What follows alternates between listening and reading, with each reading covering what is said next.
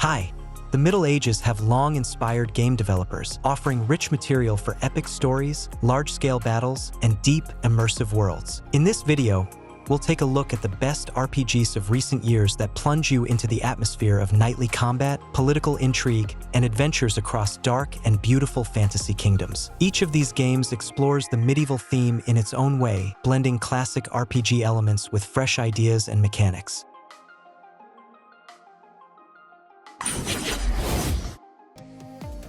I'll start with Mortal Online 2. This is a sandbox MMORPG where every action leaves a mark on a player-built world. You can only play in first person, and there are no levels or classes, just complete freedom. Combat happens in real time, and every strike or block requires skill. The direction of your attack and shield, your surroundings, and even the weight of your armor all matter. The world follows its own logic. Animals react to sight and sound, monsters guard their lairs, and players can build houses, fortify castles, and form guilds to control territory. Magic, animal taming, economy, and crafting. Every system is created and driven by players. You can tame creatures as pets or mounts, build fortresses, trade goods, and take part in both PvP and PvE battles.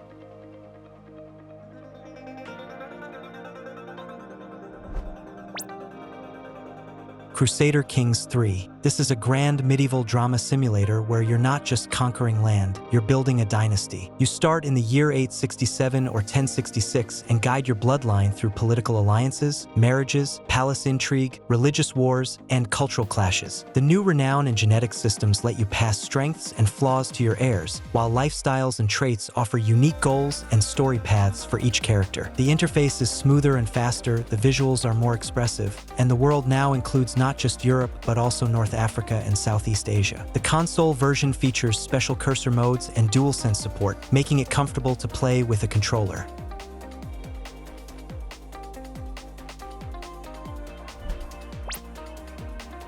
Medieval Dynasty.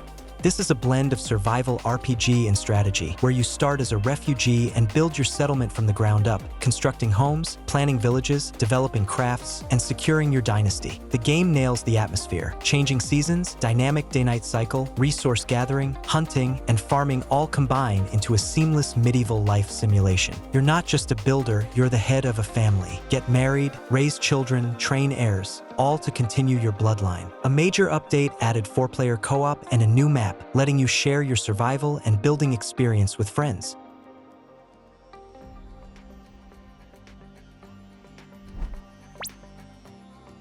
Mount and Blade 2. This is a mix of strategy and RPG where you start as a wandering warrior and slowly build your power across the continent. You form a warband, fight in mounted battles, and take control of towns and castles. The game includes diplomacy, trade, crafting, and army management, all in a single open world where your decisions reshape the political map. Combat is based on directional attacks. Blocking, parrying, and countering require precision and distance control. Sieges involve hundreds of soldiers, siege engines, and destructible fortifications. You can marry, have children, and pass down castles and troops to your heirs. Peasant uprisings, power shifts, and economic swings bring the world to life as you forge your medieval legacy. And with the official War Sales expansion, you'll soon be able to own ships and fight naval battles. River and coastal ports will take on new importance in both trade and warfare.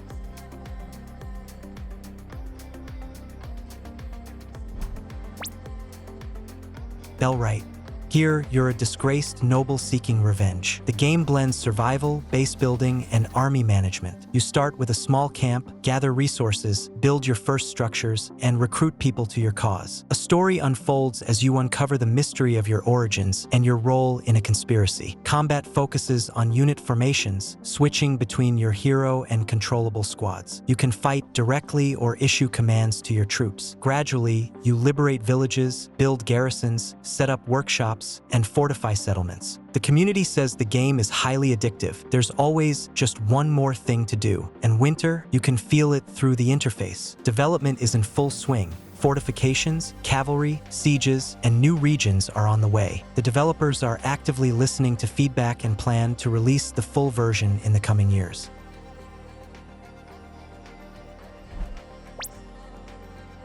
Game of Thrones, Kingsroad.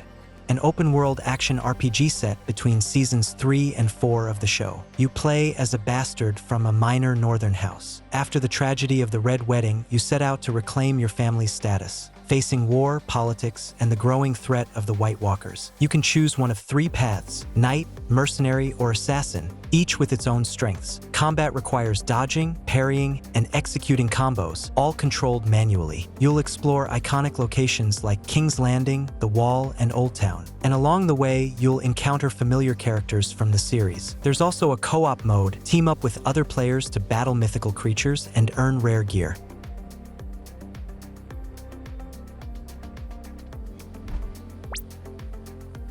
Assassin's Creed Valhalla. Dive into the final chapter of the Viking expansion. You play as Eivor, leaving Norway to build a settlement in England and rise as a clan leader. The game mixes raids on monasteries and villages with political alliances among Saxon kings, all within a vast open world. Combat includes a variety of weapons, like dual-wielding a sword and shield, plus skills and abilities to customize your playstyle. Naval travel, raids, settlement building, and an economy system are all part of the experience. Side quests can feel repetitive and too similar, but the main story is engaging. I recommend sticking to the main missions. They're long, but worth it, with a campaign that lasts around 70 hours.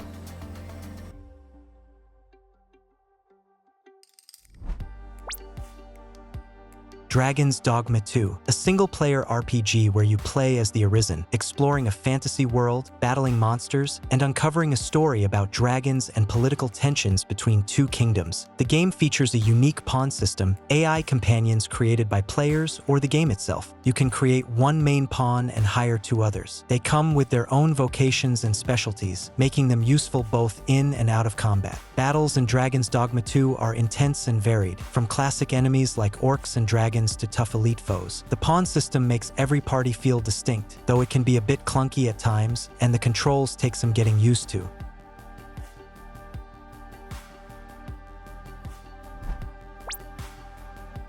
Pax Dei, an early access sandbox MMO. In a world without NPCs, you create your own quests, crafts, infrastructure, and player interactions. The map spans nearly 300 square kilometers, covering 5 provinces and a variety of biomes. You gather resources, build structures, set up markets, and form friendly or hostile relationships with other clans. So far, the game includes peaceful building, PvE and PvP in forest areas, and shelter construction. The economy is entirely player-driven. The developers plan to expand the content, but the current version has faced criticism. Reviewers say it's unfinished and features a weak crafting system.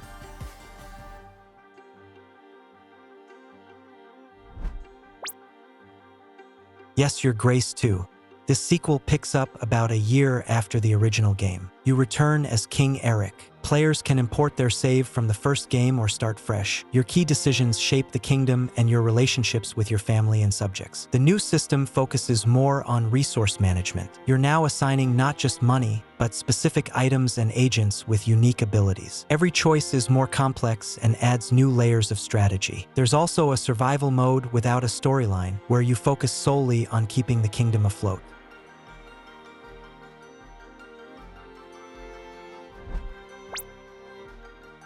Myth of Empires, a large-scale sandbox with a massive world and total freedom. Players explore biomes, build empires, train troops, tame animals, and fight on land and sea. The crafting system includes over 1,000 recipes, enhanced tools, defensive structures, and mechanisms recently added in the latest update. A big part of the gameplay is taming animals and hiring mercenaries to fight alongside you. PvP mode features massive battles for regional control and fortress sieges. In online play, you join guilds and alliances, competing for dominance over administrative zones.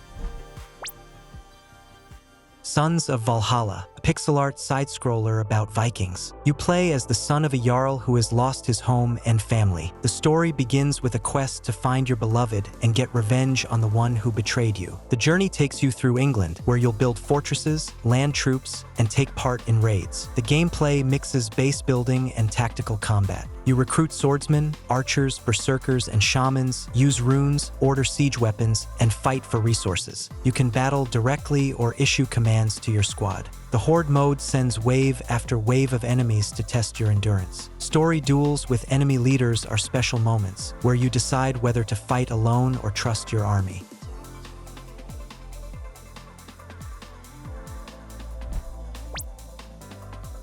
Aska, a Viking survival game with strategy and sandbox elements, where you become the chief of a tribe and manage its growth. Instead of doing everything yourself, you can summon NPC colonists, assign them roles, and watch them develop your village. The game supports solo play and co-op for up to 4 players, letting you build, explore, and survive together with friends. Aska's world is procedurally generated and features diverse biomes, hidden caves, and mythical creatures. The seasonal system and dynamic weather impact survival. Winter demands preparation for the cold, and during the blood moon, you'll need to defend your village from monsters. You can construct houses, workshops, farms, fortifications, and more to ensure your tribe's survival and progress.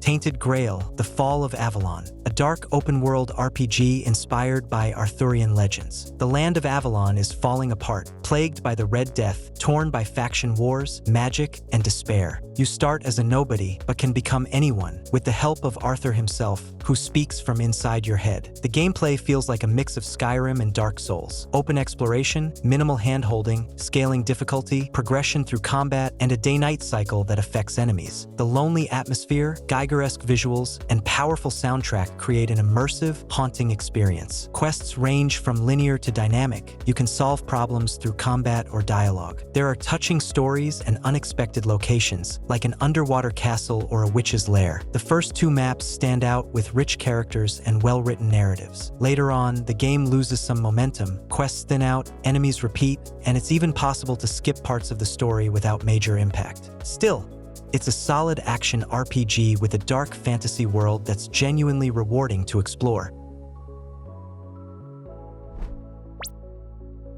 Kingdom Come: Deliverance 2 continues the story of Henry, a blacksmith's son caught in the civil war of 15th century Bohemia. The game doubles the size of the original map. Combat has been made slightly more accessible, but still demands precision in parrying, striking, and using crossbows or early firearms. You can solve problems through speech, stealth, or by repairing your gear. This is a world where food, sleep, and hygiene affect your success. Henry lives differently than in any other RPG. The world begs to be explored on foot. Villages, towns, and landscapes are crafted with stunning attention to detail. After a long but cinematic prologue, the game opens up, letting you gather herbs, brew potions, and hunt. The story is based on real historical conflicts and features a cast of colorful, memorable characters. Key locations impress with their scale and atmosphere.